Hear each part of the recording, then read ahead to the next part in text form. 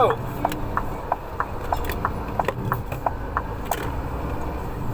right, my name's Tony. I thought I'd do a quick little video, sort of tell you what it's like working for an agency if you're starting off driving HGVs. I drive HGV class 1. I passed my test about 3 months ago maybe. Managed to get myself a seat in with a company through an agency. And like I say, it's going pretty good. A few little things you need to look out for when you're going for it. Obviously when you start off, that lack of experience, and people don't want to go near most drivers who haven't got kind of 6 months under their belt. What I did was I got myself registered with the agency, phoned up a few jobs I was quite keen on doing, and yeah, they were lucky enough. One of the jobs I wanted to do, I offered a day unpaid, so I could sort of sit in the seat with one of the drivers who was already there. Did a day with them, started sort of 4 o'clock in the morning, did a full day with him in the passenger seat next to me. We went out, did a few deliveries, went through the roads, went through the ropes of actually doing the job. And luckily, in the current climate, they went in, they were happy with the day I did, and I started on the next Monday on my own out in the truck. Money's good through an agency. It's one of the pros. I mean, there's plenty of money on the table. You can kind of choose what days you want to do and what times you want to do as well. I want to stay on days because, I want to be awake when my kids are awake. So come the weekend, I don't want to be on the wrong sleeping pattern. Luckily, there's loads of work available. If I was on nights, there would have been just as much work available and probably a bit more money on the table as well. But no, this is what suits me. I mean, it's the summer holidays now. If I want to have a Wednesday, Thursday, Friday off, and I want to spend a few days, take the kids down the beach and stuff, do the agency, I can do that. That's one of the big pluses. But obviously on the flip side, I've had it where I've been in, worked Monday, Tuesday, Wednesday, and then I've had a text in the afternoon saying, cheers Tony, but we don't need you Thursday and Friday. So that's the other side of things. As much as I've got the freedom to work as and when, they've also, the ball's in their court. They can cut my week short at any point. On the flip side, I suppose my agency I'm with, I won't name them, but the agency I'm with, they're always looking for drivers, especially at the moment there's a shortage. If for instance they say on a Wednesday they don't need me, I can phone my agency and you can pretty much guarantee they'll say, well, company X, Y and Z needs someone tomorrow if you're available.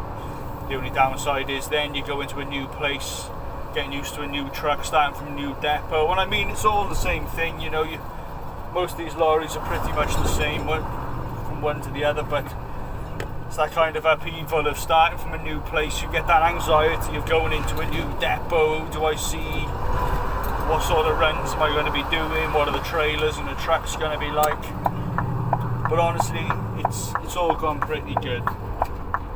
To be honest, one of the things that you're most anxious about when you first start driving them on your own is obviously kind of the responsibility of being in this big massive truck with this valuable load, whatever it may be, on the back.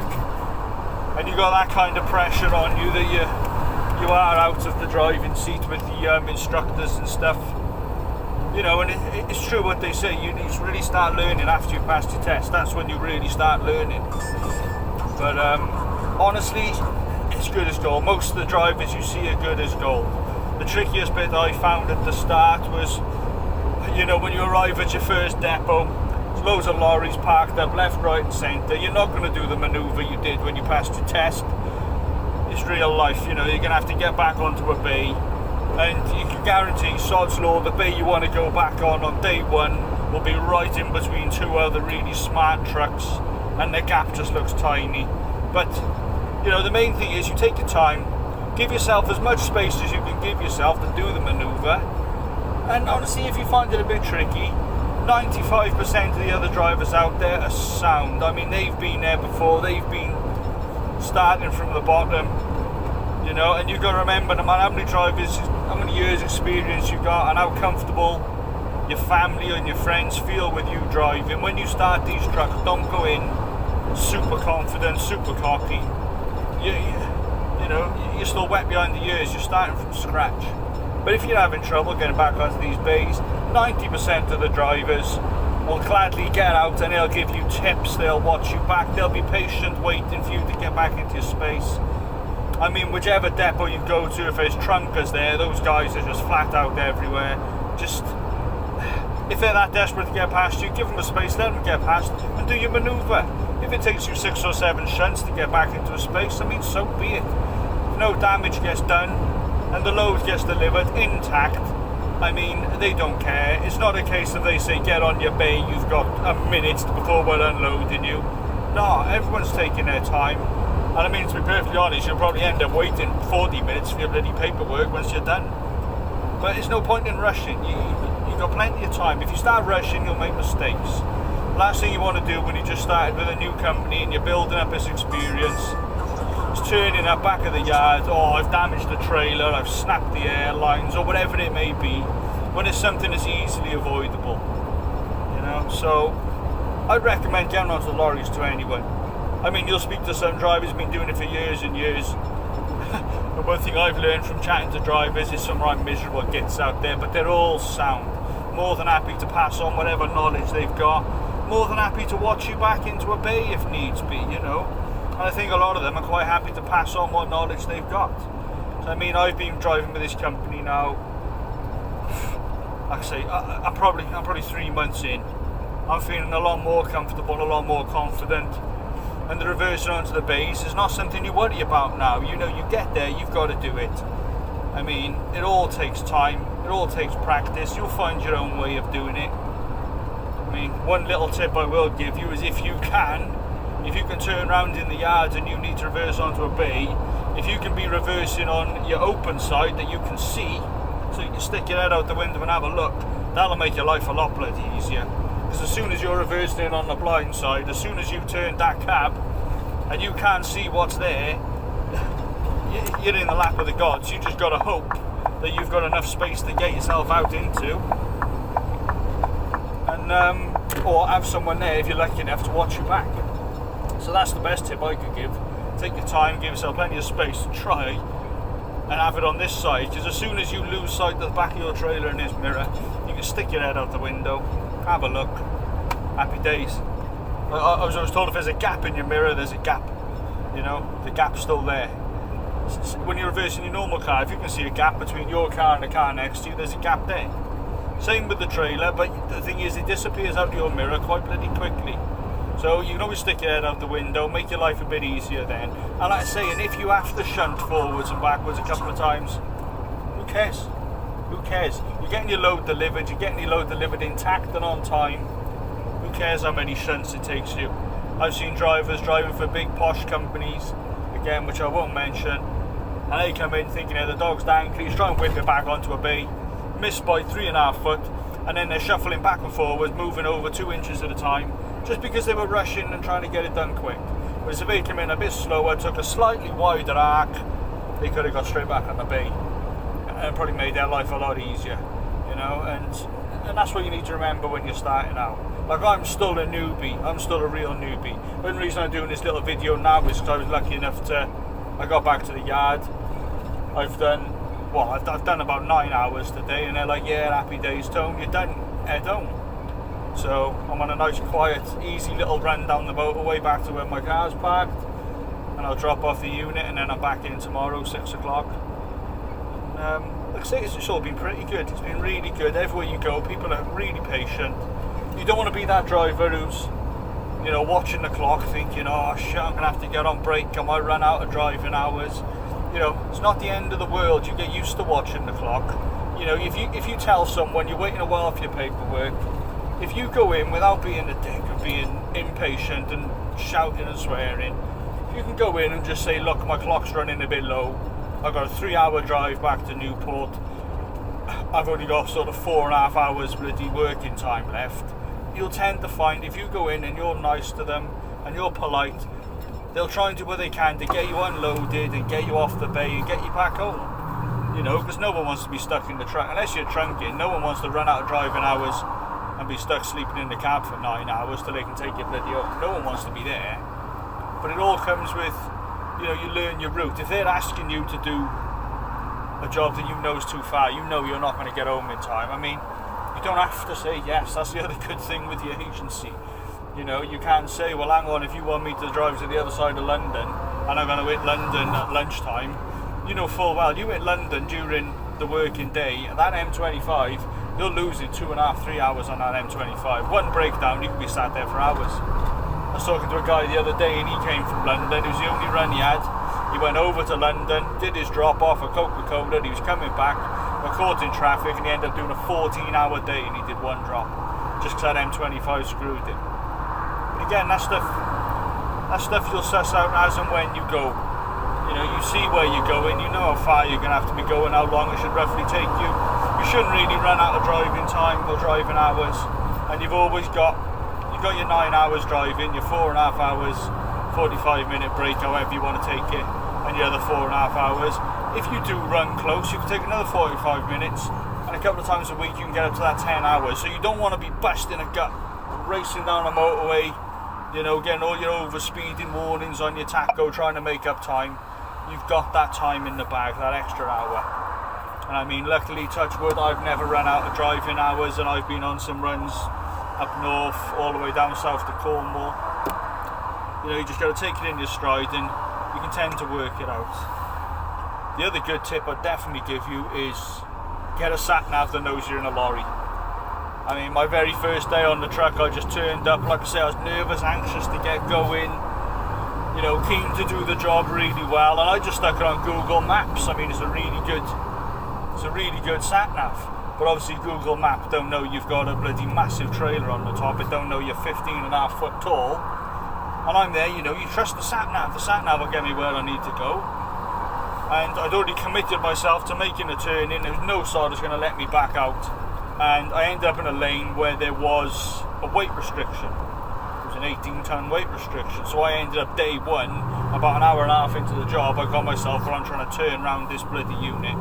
And then you start getting hot and bothered and stressed, and then so I would definitely suggest make your own life easier. Get a sat nav that knows what truck you're in, knows your way a bit, and it'll pick a way through. I downloaded one called Road Lords. It's been really good. It's got me in and out. It's got me everywhere I need to go. It usually gives you 2 or 3 choices of the routes. The first route it'll give you is always the quickest one, but you got to watch that, because when I did a drop in London, the route it tried to take me, because as far as the computer is concerned, the quickest line is straight through the centre of London, out the other side.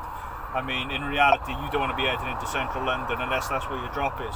If I followed the route it took me, God knows how long, I'd probably still bloody be there now. Because, centre of London, rush hour traffic, nah mate, nah.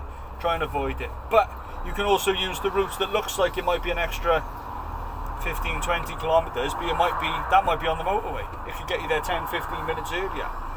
I'd always say when you're making these drop-offs, you want to try and avoid going through little towns, avoid as many little country lanes as you can, because you don't know what's coming the other way. It could be enough room for you going down this little B road.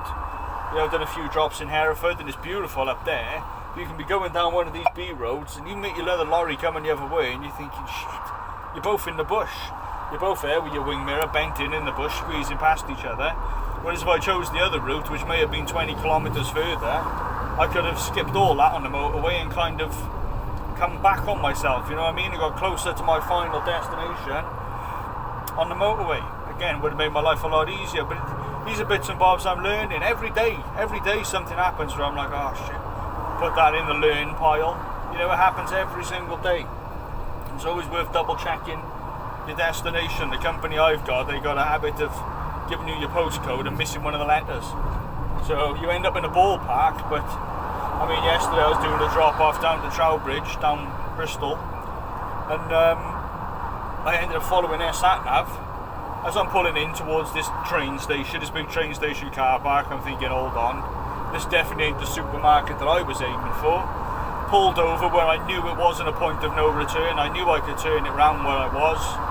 Got on Google, found the supermarket I needed. Lo and behold, one of the letters was wrong on the postcode they gave me. It didn't matter, I put 10 minutes out of my way, but it's 10 minutes I could have done without. I mean, if I committed myself and followed it all the way to where that postcode ended, I probably would have been stuck down the end of some industrial estate with not enough room to swing around. So, but again, it's little things you pick up on. Don't be in too much of a rush to get going in the morning. Make sure you do your checks properly, make sure your lights are working, and head off. You've got plenty of time to do these things. Most places you're doing the drop-off, they're fine if you turn up an hour late, you know. You don't want to take the person turn up hours and hours late. They tend to get more riled up if you turned up early. That's when they're not ready for you. So you don't need to rush. Again, I say take your time. There's no point in rushing. Doing any damage to the truck, you're going to ruin everyone's day. You're going to lose much more time dealing with an accident. You know, so you can be busting a gut trying to rush it. And I'm saying I'm going along sometimes. The truck's limited 55, 54, 55, 56, depending on which unit you're in. And I can be there on the limiter, sat there doing 55 mile an hour on the cruise control. I'll have some guy absolutely come airing past me, easily doing over 60, using all the momentum from a hill, absolutely busting the gut, and then I'll turn up at the yard and he'll be on the next set of traffic lights in front of me. So he can be busting a gut and 50 miles down the road, he's only gained about 2.5 minutes on me. It's not worth it. You're better off taking your time, making sure everyone gets home safe. Like I said, don't go rushing. You don't need to go flat out everywhere you go. Just be sensible, keep an eye on what's going on around you, make sure the truck's working fine, and just take it in your stride. It is a good job. I mean, you'll speak to some truck drivers and you get, like I say, you meet some right miserable kids. Oh, I hate doing this job, it's a pain in the ass, but it's still doing it. And I mean, there's plenty of money on the table to be earned. It's a good job. If you can entertain yourself inside your head, chuck the radio on, you're happy to listen to the radio through the day, you'll be sweet. I say the hardest part of this job, honestly, is if you end up taking a wrong turn or there's a sudden road closure and a diversion, you've always got that bit of anxiety where you're thinking, shit, is this diversion suitable for my truck? So the last thing you want to do, I've done it, is end up stuck down some streets and you end up basically thinking, can I reverse this unit into this cul-de-sac just to get back out the way I came so I can kind of reassess where I'm going. You know, 'cause it's a horrible feeling when you get that anxiety of thinking, oh no, am I going to hit someone's edge? Am I going to clip any car? And I'm saying, touch wood, it's all been good so far.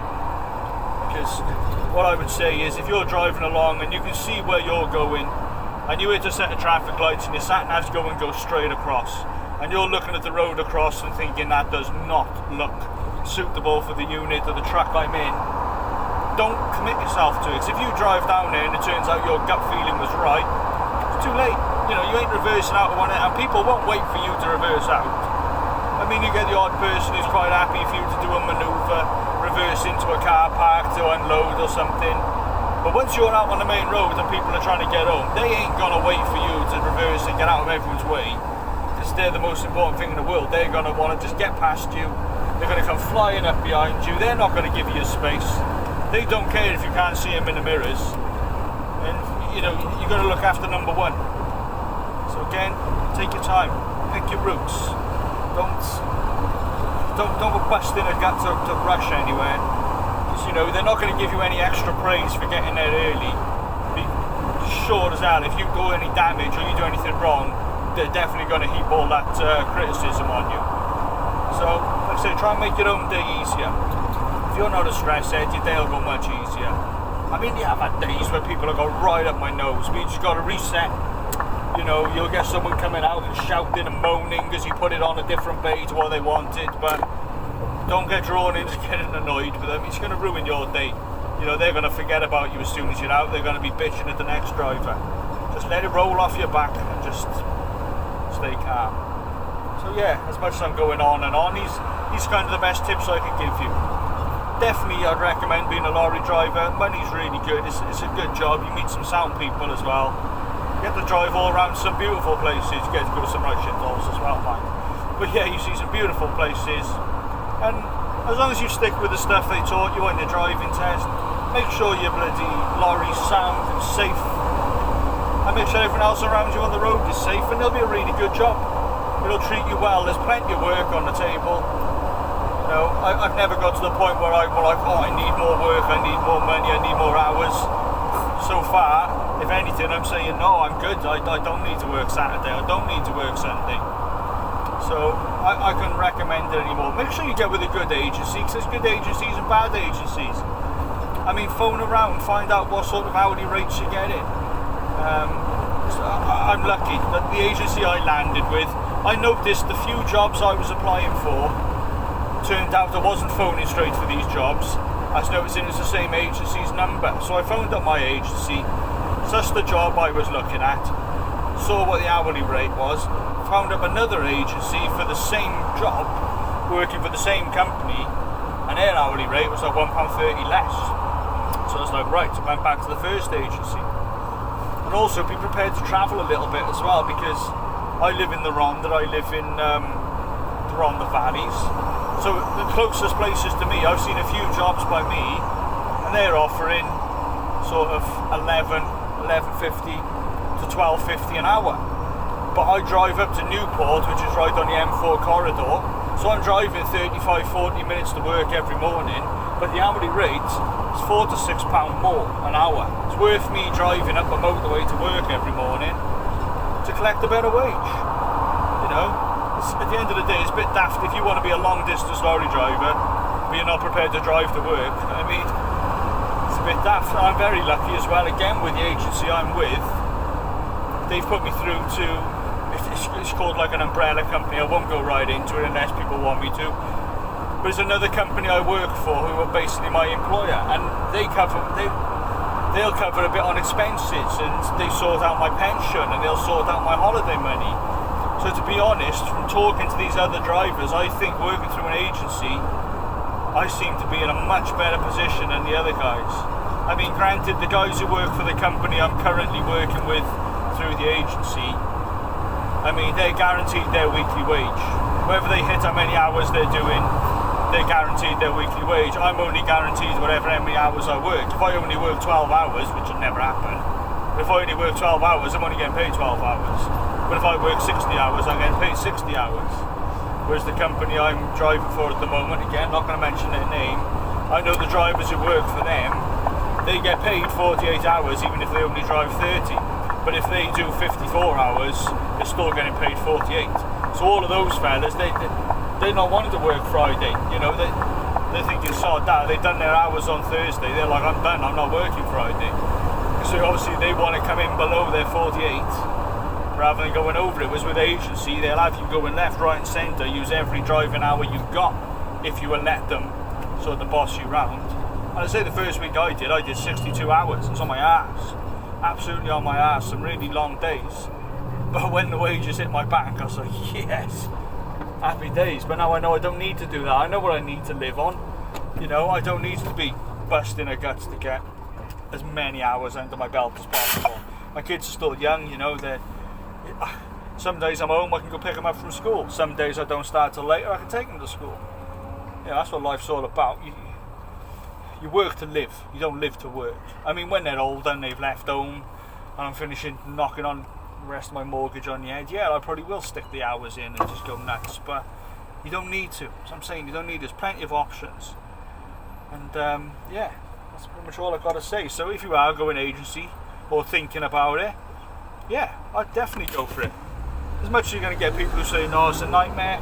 Personal experience, nah, it's been good. The agency I'm with, they're sound. I mean, I booked off this Friday. I guarantee they'll phone me up and say, oh, well, if you can work Friday, we can do it for this hourly rate. And another £1 will suddenly appear an hour. But, you know, hold your ground. You don't want to be known as the guy.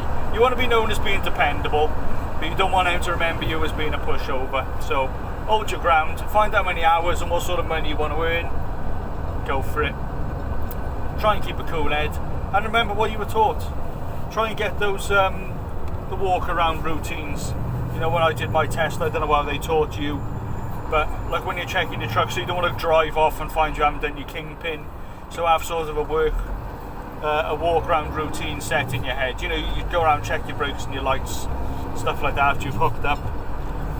What the guys taught me when I learned was remember the word black. So when you go up and you're dropping off your trailer, remember the word black. So you go and do the brake. Drop the legs, do your airlines, clip, kingpin, B-L-A-C-K. So every time I'm walking around, and when you're hooking up to a trailer, it's the other way around. You're reversing, you hear your big clunk, so you go, right, there's the kingpin to check. Put your clip in, go and do your airlines, do your legs, take the brake off, bam. Check your lights, check everything else, and you're good to hit the road and roll.